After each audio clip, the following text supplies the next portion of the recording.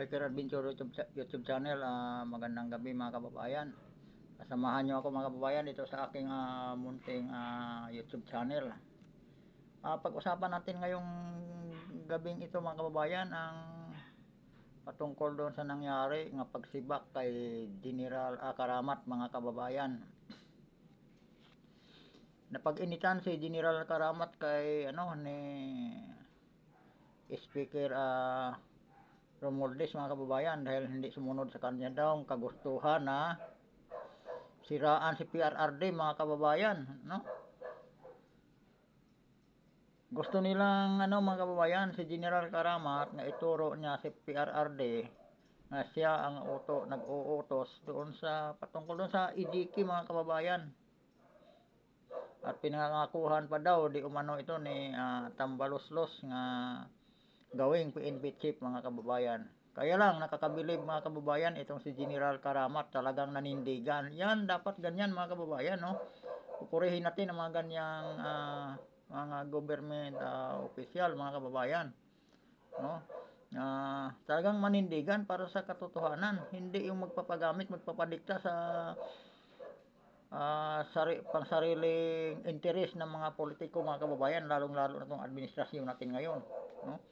Hindi lingid ating kaalaman mga kababayan itong marami ng mga general ngayon mga kababayan nga nagbibenta ng serbisyo dito sa ating ngayon mga kababayan, ilang politiko, lalong-lalo na to ngayong si Speaker Romualdez mga kababayan nga nakilala sa bansag ng Tambaloslos dahil sa kanyang ginagawa talagang katambaloslosan no? Tingnan nyo mga kababayan, si General Karamat nga ayaw tumanggi sa kanyang kagustuhan. Sinibak sa pwesto. Ito ba mga kababayan naaayon ba to sa ating saligang batas? No?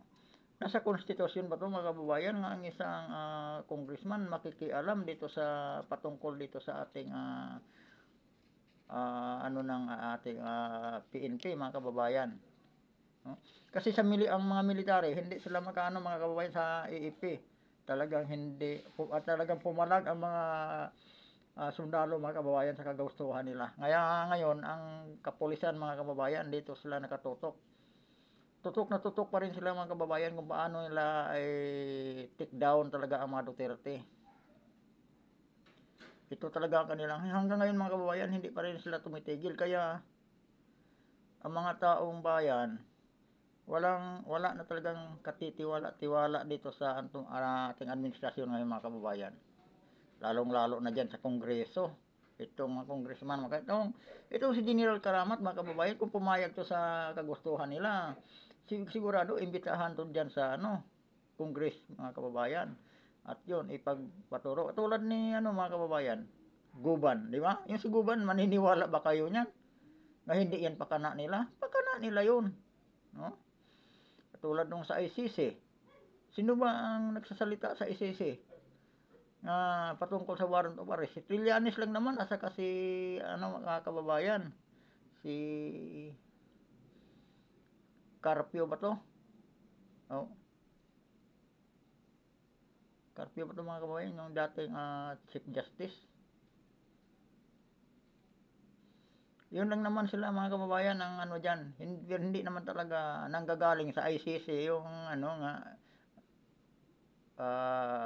maglalabas na ng warrant of arrest para kay PRRD. Kumbaga ang talaga dyan mga kababayan, si Trillanes, no? Trillanes, Carpio at saka si Dilema. Babalik kayo dito sa mga kababayan kay General Karamat, no? Kung pumayag talaga to sa kagustuhan ni mga kababayan, lalo na may inuoperan na gagawin daw siyang PNP chief.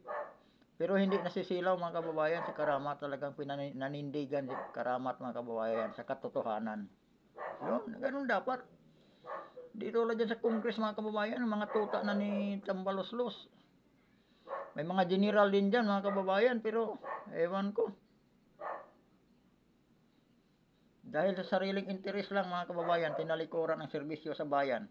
Tinalikuran nila ang kanilang tungkulin sa sambayan ng Pilipino. No? Kaya nakakawalang ano mga kababayan, no? Nakakawalang ano na itong administrasyon natin ngayon. Puro na lang, hindi pa sila tumitigil mga kababayan sa paninira sa mga Duterte. Pero sa paninira sila sa mga Duterte mga kababayan, alam mo anong nangyari? Lalong minahal sa mga Pilipino si BP Sara. Ito mga kababayan, ito yung ano natin. Sa likod ng paninira nila mga kababayan sa mga Duterte, ang mga tao lalong minamahal ang mga Duterte. Kaya yun ang hindi nila matanggap mga kababayan. Kahit anong paninira nila sa mga Duterte, ang mga Pilipino, Duterte pa rin ang sinisigaw kasi sa mga Duterte kasi nakikita ang tunay na tunay na pagbabago. Kay PRRD lang nakikita mga kababayan ang tunay na pagbabago sa ating bansa. Katulad nito mga kababayan, ito yun, ipapakita ko sa iyo. Yung gaano kainit ang pagtanggap ng mga kababayan natin kay BP Sara mga kababayan. Kaya dito sila talaga na insecure at gusto talaga lang sirain ang tingin ng mga kababayan natin sa kay BP Sara o sa buong angkan ng mga Duterte mga kababayan.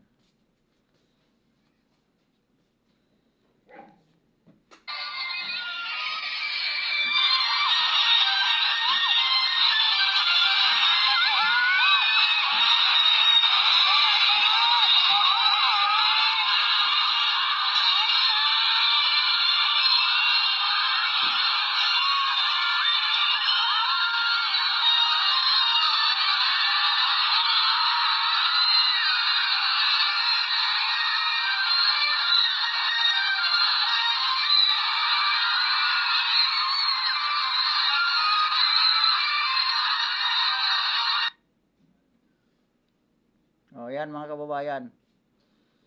Ganyan kainit ang pagtanggap ng mga Pilipino. Ganyan kamahal ng mga Pilipino si Vice President Sara Duterte mga kababayan. Si Vice President mga kababayan, simple lang, hindi na wala naman siyang ginagawa nga katulad sa ginagawa ng ating administrasyon ngayon mga kababayan, nga talagang nakatutok sa pagsira sa kanilang pamilya ang natin ngayon, administrasyon, lalong-lalo na yan sa ating presidente. Kung titingnan natin mga kababayan, itong dalawang pinaka-highest leader sa ating bansa, kung sino sa kanila mga kababayan ang may nagawa sa ating bansa sa loob ng 2 taon nilang paninerbisyo. Sino sa kanila mga kababayan ang may mga proyekto, may mga nagagawa talagang napakinabangan na ng mga tao. Ito ba si BBM o ito si BP Sara mga kababayan? Si BP Sara nung nakaupo pa sa DepEd mga kababayan, sabi natin short terms lang naman siya mga kababayan kasi nga yung ibang mga nananawagan, ng mga dilawan, mananawagan nga mag-resign na lang daw si BP Sara, magbitaw na sa DepEd. Noong pinatulan sila mga kababayan, noong nagbitaw nga si BP Sara, lalo silang umiiyak, no? Lalo silang umiiyak. Lalong mga kababayan lalong yung paninira sa mga Duterte mga kababayan, no? Lalo bang kumbaga nag-level up mga kababayan ang paninira nila. Kaya lang habang nagle-level up sila sa paninira, lalo namang uminit ang pagtanggap ng mga tao mga kababayan sa mga Duterte kasi nakikita naman kasi sa mga ginagawa nila lalo yung mga sa mga patawag ng hearing diyan sa mga kababayan sa Congress. Wala naman silang ibang kundi war on drugs, kung ano-ano pa mga kababayan, patungkol kay Kibuloy. Yung kay mga kababayan, kay si PRRD, talagang target talaga nilang talaga yan,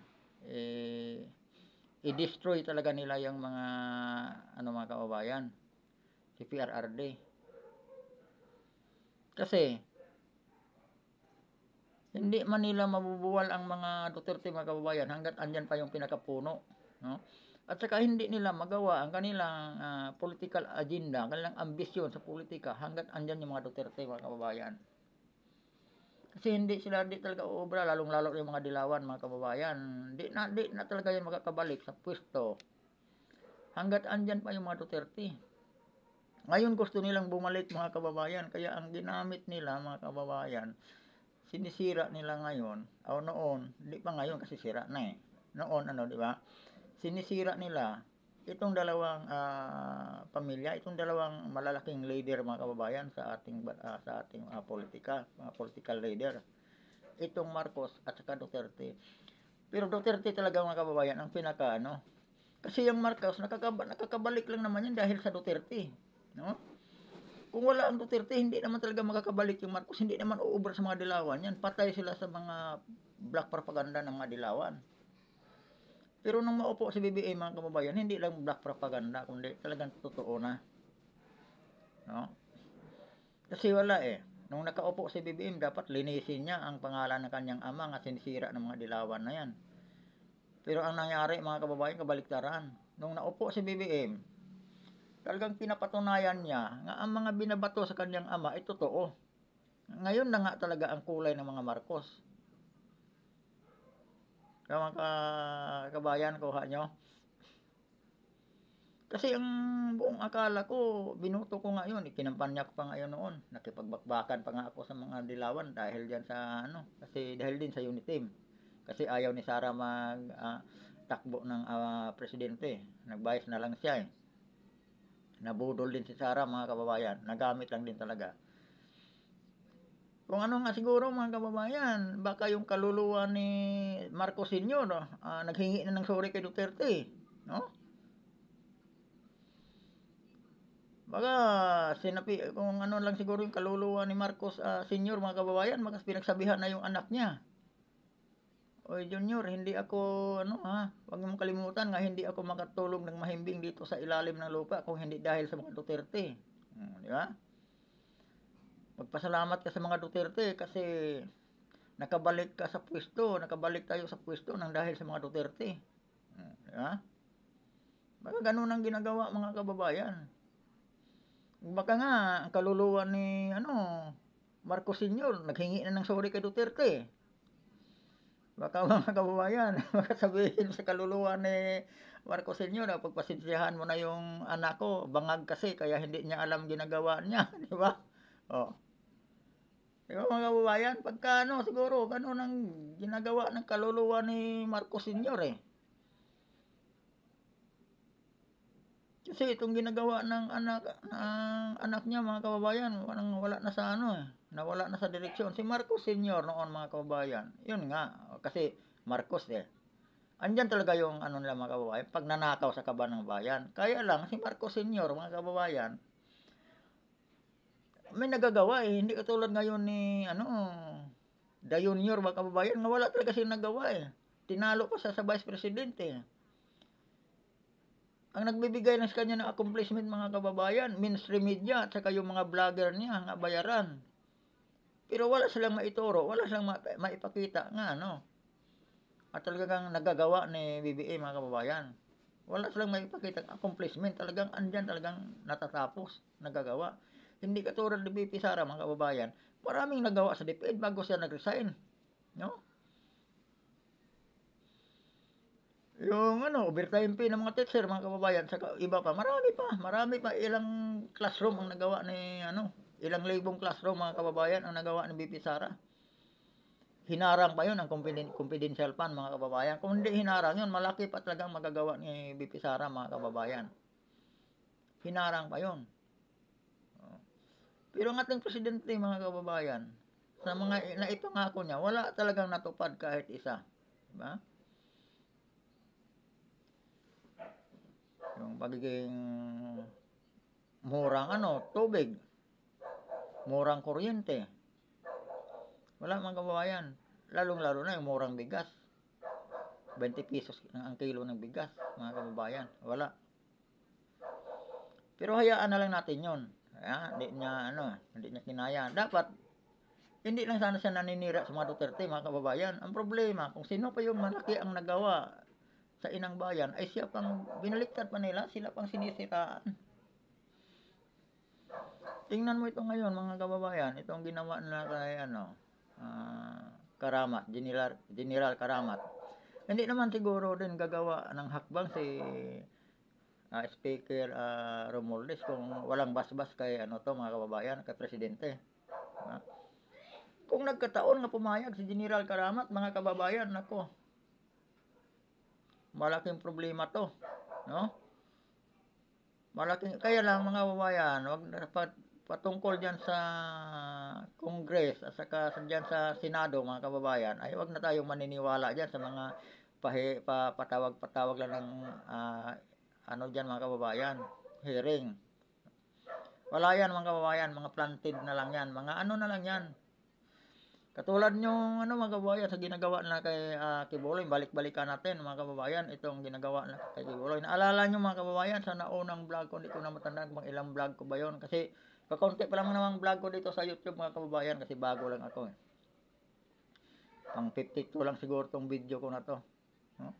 Di ba nabanggit ko doon, mga kababayan, may lang sila, plano lang sila diyan nga kakamkami nila ang ari-arian ni Kibuloy, mga kababayan, no? Ang lupain ng kingdom at saka yung mga yung property ni Kibuloy, balak lang talaga lang agawin yung, mga kababayan, gamit ang kanilang kapangyarihan. Hindi na nga, mga kababayan, lumabas nga ngayon, mga kababayan, may papakita ko sa inyo yung video, mga kababayan, balita ng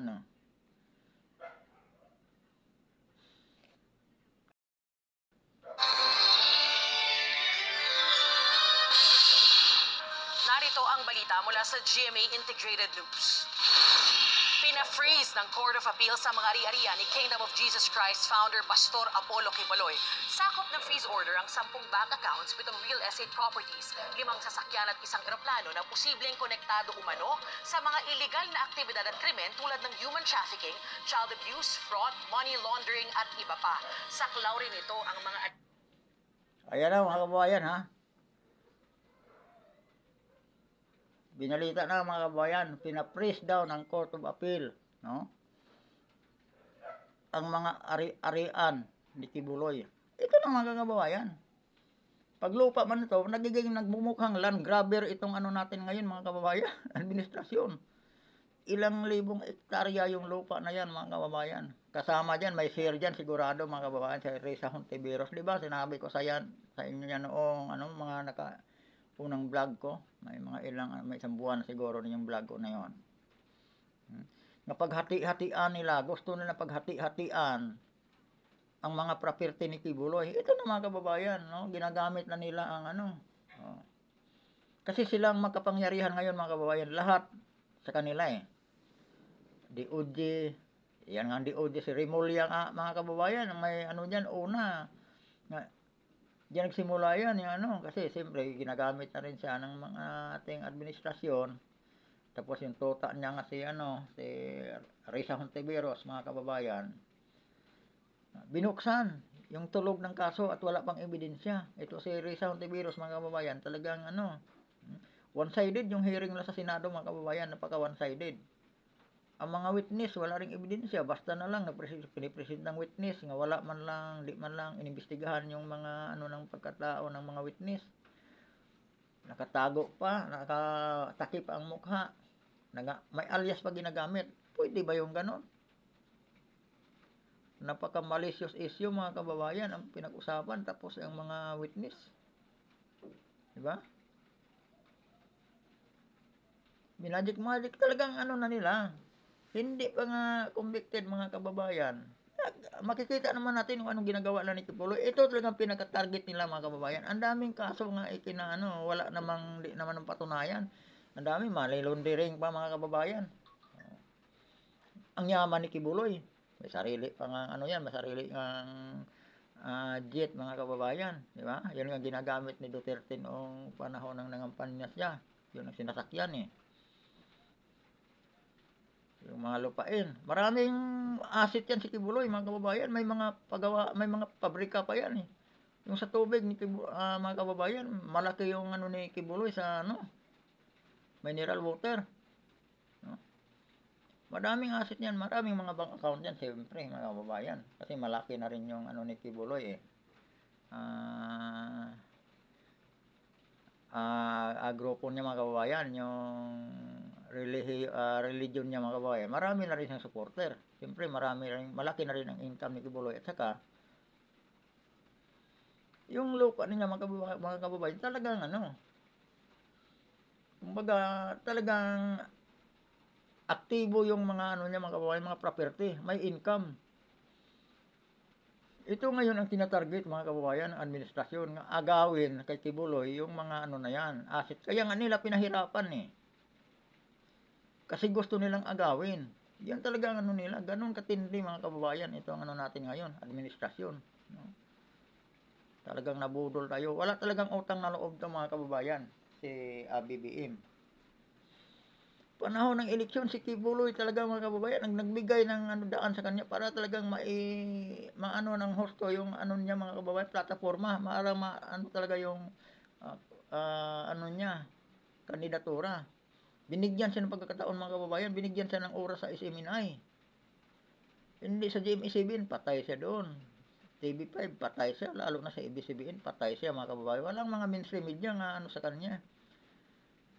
Pero ngayon, mga kababayan, ang mga mainstream media, bayad na. Kakampi niya na. Diba? Yan yun, balikan natin si Marcos, mga kababayan. Yung senior. Si Marcos senior, oo, magnanakaw din. Diba? Pinatunayan ni BBM eh. Noon, di tayo maniniwala. Puro black propaganda lang talaga yun ng mga ano. Andiyan na nga, magnanakaw din. Kasi Marcos eh. Basta pag Marcos, mga kababayan, matik, magnanakaw talaga. Pasensya na sa ibang Marcos, mga ano ha. Kasi pinatunayan eh. Dalawang Marcos na ang nasubukan, talagang wala eh. Magnanakaw talaga.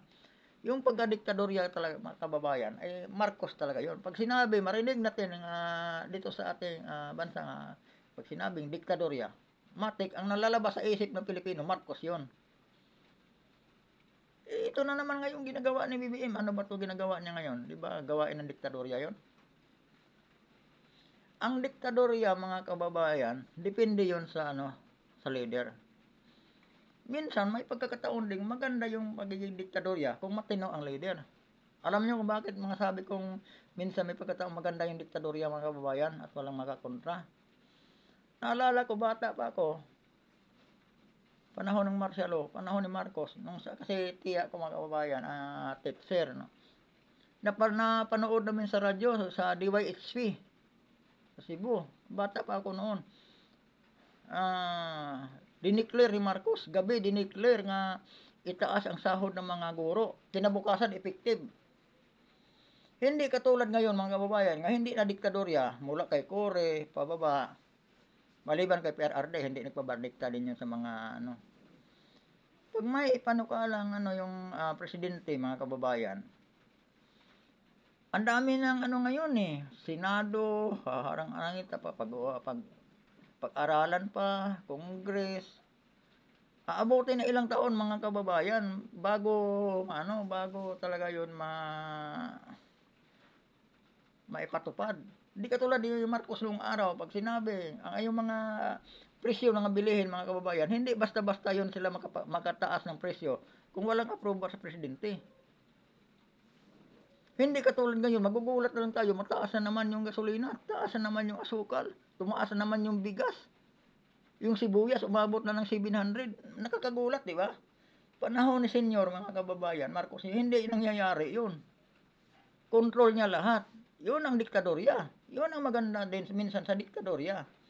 Kaya lang, kung bibilangin natin, ilang bahagi lang yung medyo may pabor sa ating mga Pilipino. Katulad ng pag sinabi ni Marcos nga, ibaba yung ano ibaba yung katulad ng sa presyo ng asukal mga kababayan. Nabanggit pa nga yun ng isang ano noong panahon ng kampanya ni BBM. At tumaas yung presyo ng asukal, may nagreklamo, sabi ni Marcos, pinatingnan agad ni Marcos sa mga supermarket, sa mga groceries kung ano ang presyo. Pinababa. Hindi nagtagal mga kababayan, talagang control lahat ng ano noong panahon ni Marcosino, control ang presyo, hindi basta-basta ang mga oligarko nga magtataas nang walang pahintulot sa presidente. Hindi tulad ngayon nga ang presidente susunod-sunuran sa mga oligarko. Sabagay, sa lahat din nga mga nasunod kay Marcos, mga kababayan, maliban kay PRRD, ganun ang nangyari. Susunod-sunuran ang mga pangulo natin, susunod-sunuran sa mga oligarko. Parang ang oligarko ang nagdidikta patungkol dito sa mga bilihin dito sa ating mga kababayan, sa ating bansa. Ito ngayon, si BBM, pati mga trader, mga kababayan, sa mga agricultural products, yung mga pagkain na ihinain sa ating hapagkainan, mga kababayan, control ng mga trader, control ng mga diba? Mga smuggler, tulad ng bigas, lahat. Katulad ngayon, mga kababayan, maulan-ulan, ang mataas ng gulay sa palengke. Yun ba, ang bili nila sa mga magsasaka, tumaas ba ang presyo? Hindi naman Permis ang presyo, mga kababayan. Tumaas ang presyo ng baboy, mga kababayan. Pero ang ating mga farm, lalo na yung mga maliliit na farm lang, naghihingalo na. Dahil malulugi. Binibili, mura lang naman ang bili ng baboy, mga kababayan, sa buhay. Pero magulat ka pagdating sa palengke, napakataas ang presyo. Itong manok, mga kababayan, di ba? Di naman kataasan ng kuha sa mga kababayan, sa mga magsasaka, sa mga farmers. Pero pagdating sa palengke, magugulat ka, napakataas ng presyo. Sasabayan pa ng mga imported.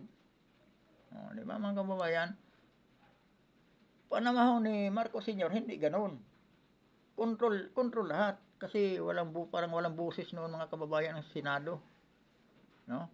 Kasi nagpapagulo sa mga noon, si Ninoy Aquino Parang walang noon, mga kababayan, ng Senado. Hindi katulad ngayon, botang yan ng Senado, akala mo panahon ni PRRD, mga senador nga, mga lalo mga dilawan. Akala mo mas pa sila sa presidente. Pero ito ngayon, mga kababayan, ang ating presidente bangag, ang mga senador, wala tiklop ang tiklop ang mga bayaran ni pira-pira lang kasi, mga kababayan. Pira-pira lang. Ang ating mga congressman ngayon, tingnan nyo man ang mga congressman natin, mga kababayan. Pero mga kababayan, paalala pala, baka magkakalimutan tayo Malapit na ang 2025 eleksyon, mga kababayan. Yung mga senador na yan, mga kababayan, mayroon ng isa dyan, magpapahiwatig na kay Duterte. Matapos magbitaw sa nila. Ngayon, ang gusto, mga kababayan, susuportahan siya dito the PRRD. Kapal ng mukha. Ito magbabalingbingan na rin yan, mga kababayan. Yan. Tingnan mo pagdating ng malapit na ang mga kababayan. Midterm election. Yung mga senador na yan, mga kababayan, magbabalingbingan niya. Kaya nga iyak sila pagdating sa balita nga tatakbo yung 3 Duterte, mga kababayan. Nag-iiyakan yung mga mga dilawan, pati administrasyon.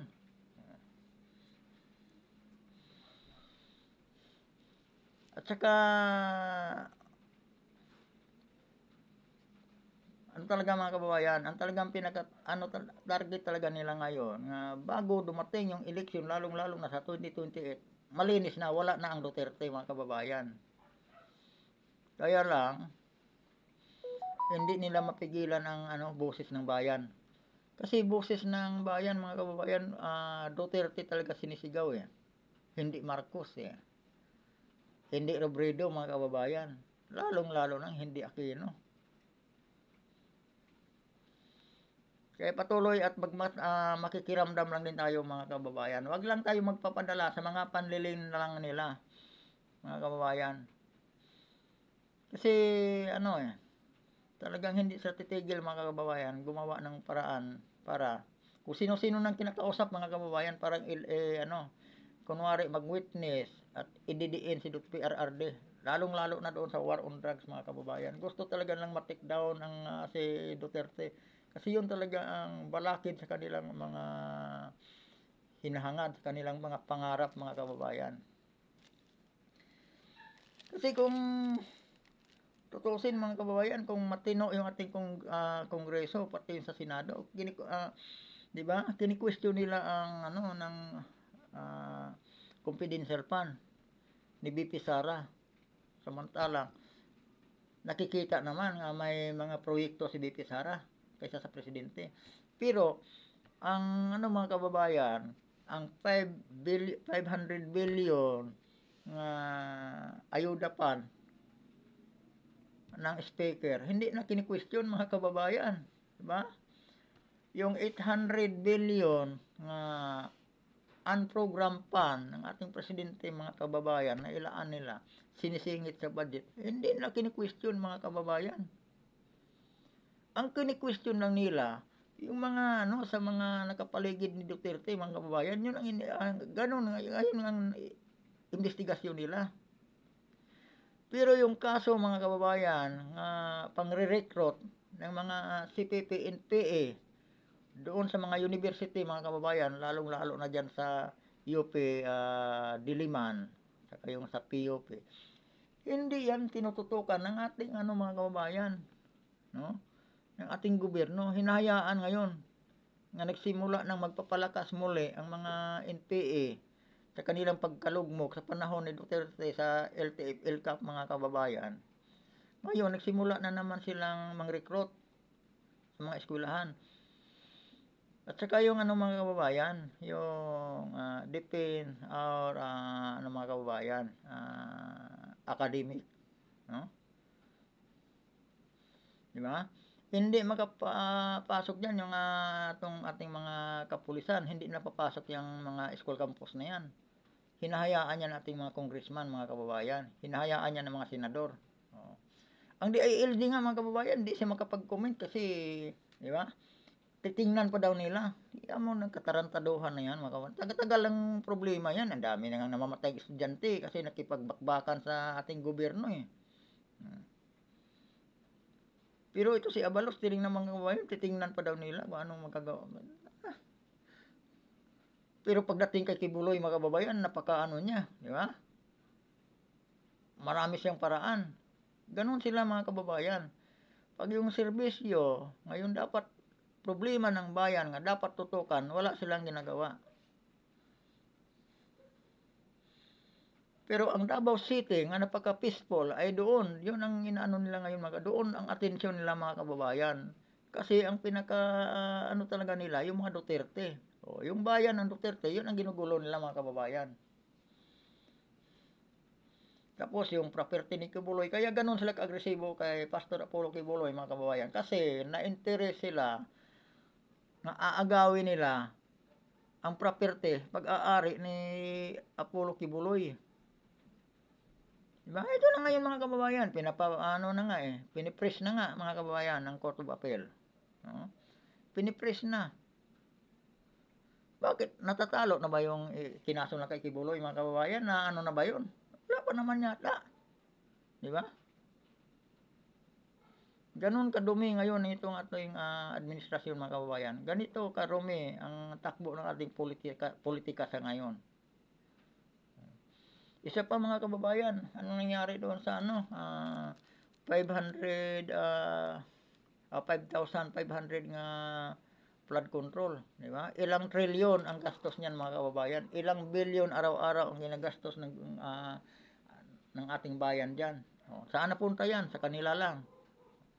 Sabi ko nga mga kababayan, yung 5,500 flood control project, napakadami noon. Bibigyan natin ng partida si presidente para makalusot yung gusto niya. 50 mga kababayan, hindi pa abot yun. Marami pa rin yun. No? Sa 10 nga siguro mga kababayan, hindi maituro yan. Sa 10 flood control mga kababayan, yung activated na, yung ano na, yung operational na sa ngayon, baka marami na yung 10 mga kababayan. Maniniwala ba kayo? Umabot ng 10. Di nga wala nga siyang maituro kung saan eh. Natangay daw ng barko eh. Di ba? Nung tinanong siya mga kababayan, di natangay daw ng barko. Nawala lang yung video ko mga kababayan, yung gumagamit siya ng larga vista nga nakatakip. Di malaman mga kababayan. Doon pa lang mga kababayan, di naman siguro tanga ang ating presidente, no? Di rin natin masabi, abnormal ang ating presidente. Bangag lang siguro. Pero mga kababayan, sumisilip sa larga vista ang nakatakip. Diba wala siyang makita eh. Di niya makita ang flood control project niya eh. Nakatakip yung larga vista niya eh. No? Ang taong tanga mga kababayan, pagka humawak ng larga vista, alam naman siguro may takip yun. Sisilip ka bang may takip? Di ko na kailangan ipakita sa inyong video niyan mga kababayan. Makikita, nagkalat yan sa Facebook at saka sa YouTube. No? Katawa-tawa talaga ating presidente. Yung 5,500 mga kababayan, napaka ano yun. Partida na nga lang. Yung sa akin, partida ko na lang sa kanya, 50 na lang eh. Sa 50 flood control project mga kababayan, wala yon.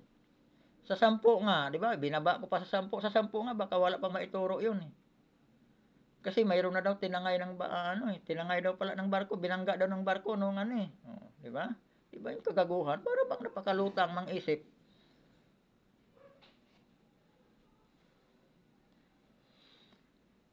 At maraming mga kababayan, paulit-ulit lang kasi itong topic natin mga kababayan. Sabi ko sa inyo noon, araw-arawin natin to hanggang magising ang ating mga kinaukulan mga kababayan. Araw-arawin natin sila, parang magising sila at pagbibigyan naman ang mga tao, magtrabaho naman sila. Magtrabaho naman sila ng para sa ikabubuti, ikauunlad ng mga sambayan ng Pilipino. Hindi naman yung puro pamulitika lang ang gusto nilang gawin. Inuubos na nila ang pira ng bayan, mga kababayan, sa maling maling paggastos. Katulad ng magkaano yung nila mga kababayan, kanilang mga troll army. Di ba? Ang lalaking sinisweldo diyan mga kababayan, yung mga troll army ni PBBM, no? Yung mga vlogger ni PBBM mga kababayan, sumasahod yan sa kanila. Yung iba nga niyang mga kababayan, nagkunwaring Duterte, DDS vlogger mga kababayan. Pero parang dilawan din, pinag-aaway-away na rin yung mga DDS vlogger, no? Parang ganun na rin mga kababayan. Ang lalaking ginagastos niya, dapat talaga yan. Magbigay sila ng magbigay, tama yung sinasabi panawagan ni Duterte, dapat magbigay kayo ng resibo. Mag-liquidate kayo para malaman ng mga taong bayan kung paano nyo ginastos ang pira ng taong bayan. Malaki silang ginagastos mga kababayan para lang ma-take down yung mga Duterte. Yun lang talaga ngayon ang nila mga kababayan. Wala silang pakialam. Lugmok ng ating ekonomiya mga kababayan, pero tuloy-tuloy pa rin sila sa kanilang political agenda. Nagugutom na ang mga taong bayan, pero tuloy-tuloy pa rin sila sa kanilang political agenda. Nga i-take down ang mga Duterte. Kasi yun talaga ang balakid sa kanilang binabalak mga kababayan. Ang mga Duterte. Sa ngayon, lalong-lalo na ito si BP Sara. No? Yun talaga sila, si BP Sara mga kababayan, bihira magbitaw ng salita. Pero pag nagbitaw ng salita, dati sabi nila, bakit daw walang comment ang ating Vice President, hindi nagsasalita, gusto na pagsalitain. Pag nagsalita naman mga kababayan at talagang tumatagos talaga sa kanilang boto yung mga sinasabi, simple lang magsalita si BP Sara, kaya lang talagang bawat salita nga binibitawan mga kababayan, tumatagos sa kanilang boto. Nag-iiyakan na naman sila mga kababayan.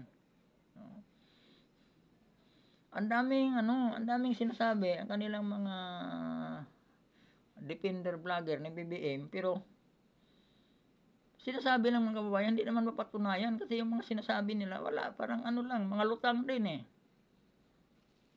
Mga lutang, hindi katulad ng mga sinasabi ng mga ni Duterte mga kababayan. Yung sinasabi, magbigay kayo ng resibo, magpakita kayo ng resibo paano nyo ginastos ang pira ng taong bayan. Di ba? Ganun lang din, yun din ang sinasabi ng mga vlogger ni Duterte kasi yun ang sinasabi ni Duterte. Diba, hindi na ma-counter yun, hindi naman wala hanggang ang sasabihin ng kanilang mga vlogger mga kababayan, iba. Kung ano-anong sinasabi, kadalasan yan, yung ICC, yun ang inuulit-ulit nila mga kababayan. Samantalang ang ICC, wala nang jurisdiction sa ating bansa kasi hindi nga tayo, hindi na tayo member niyan. Diba? Samantalang tama din yung sinasabi ni Duterte, ang daming mga taong pinapatay sa mga kaiba't ibang sulok sa mundo, hindi lang sa Pilipinas. Bakit sa Pilipinas na nakatutok? Hindi doon sa halos milyon na ang namamatay, katulad noong sa Ukraine. Yung doon sa mga kababayan, yung sa labanan ng Israel at saka sa di ba? Yung sa mga Hezbollah. o sa Hamas, ilang inosenteng sibilyan ang namatay ng mga kababayan, bakit hindi nung pumasok yung ICC na yan? Diba? Bakit sa Pilipinas? Hindi naman talaga ICC pumapasok sa Pilipinas mga kababayan, kundi kasi mayroon kasing mga hudas ng mga Pilipino, katulad ni Trillanes, ha? Katulad ni Carpio, katulad ni Dilima, nga pilit silang inaano si PBBM nga aanuhin nga yung ICC, lalapit sa ICC, katulad no ni ano mga kababayan, Remulla. Yun lang naman sila eh.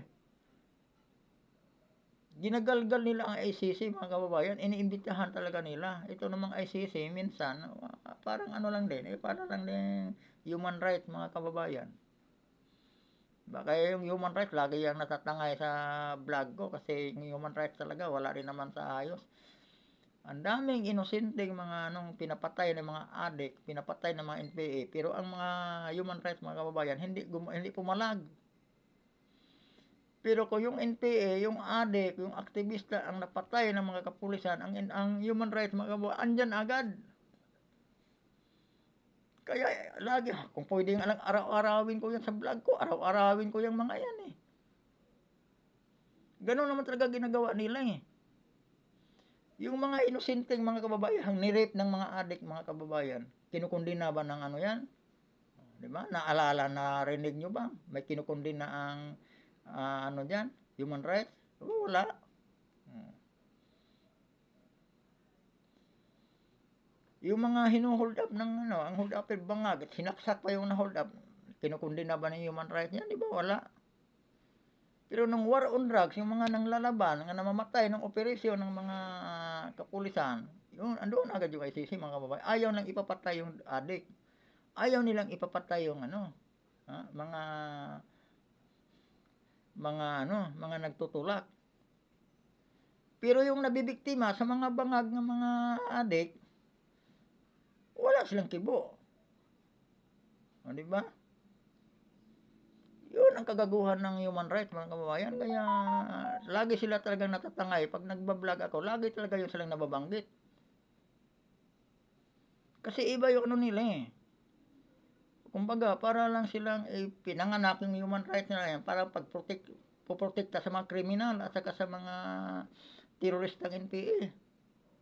Yun lang talaga ang ano nila mga kababayan.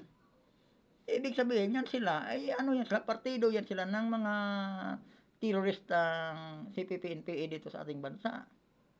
Kasi maraming sangay. Isa yan sila sa sangay ng mga NPA mga kababayan. Isa din yan sila sa mga legal front ng mga NPA. Yung human rights na yan.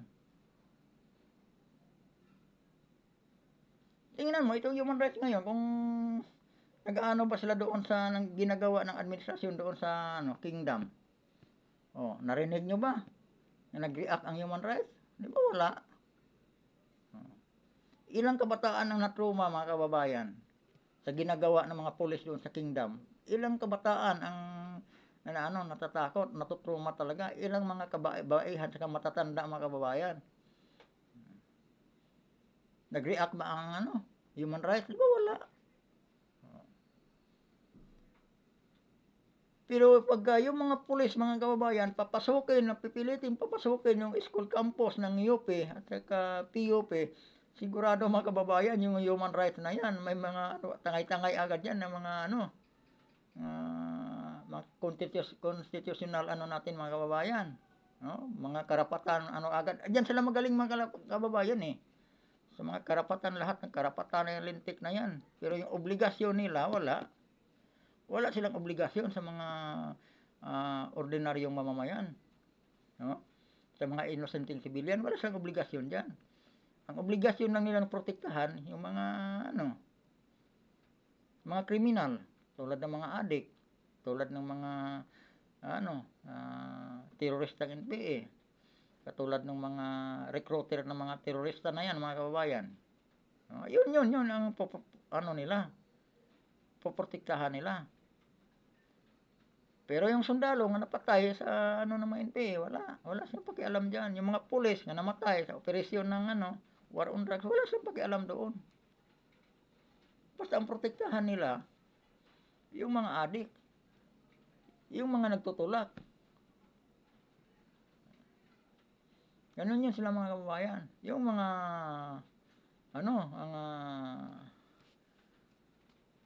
mga drug lord, mga kababayan, yan ang protektahan nila. Basta kung ano yung mga grupo nga nanggugulo kalaban ng Estado, protektahan nila yun mga kababayan. Subukan nyo mga kababayan, yung mga unang namuno dyan sa, unang mga opisyal dyan mula nang maitatag yung human rights mga kababayan. Yung mga magagaling sa magre-research sa Google. I-Google nyo kaya nga mga kababayan yung buong history ng human rights parang maintindihan natin. No? Kalkalin kaya natin yung paano nagsimula yung human rights, sino ang niyan, tatag mga kababayan, kung sino yung mga nagiging diyan, mga spokesperson mga kababayan. Makikita niyo mga kababayan, mga konektado sa mga makakaliwang grupo. At saka yung galawan ng mga taga human rights mga kababayan, pag-aralan din natin kung sino-sino yung pinoprotektahan nila.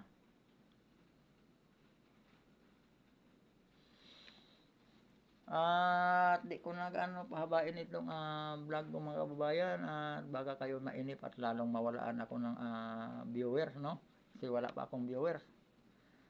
At maraming salamat sa mga sumasama dito sa aking munting YouTube channel. At sana sa sunod nga mga kababayan video, sasamahan nyo ulit ako. Kahit maka 10 views lang ako, okay na, masaya na ako mga kababayan. Maraming salamat sa inyo at muli Biker Adventure YouTube channel, nagpapasalamat ako sa inyo mga kababayan at sana hindi kayo magsasawang manood dito sa munting channel ko mga kababayan, sa aking 15 viewers o 14, minsan 10 nga lang minsan. Maraming salamat sa inyo at lagi kayo nandyan sa aking mga kababayan, hindi nyo ako pinabayaan. Magandang gabi mga kababayan.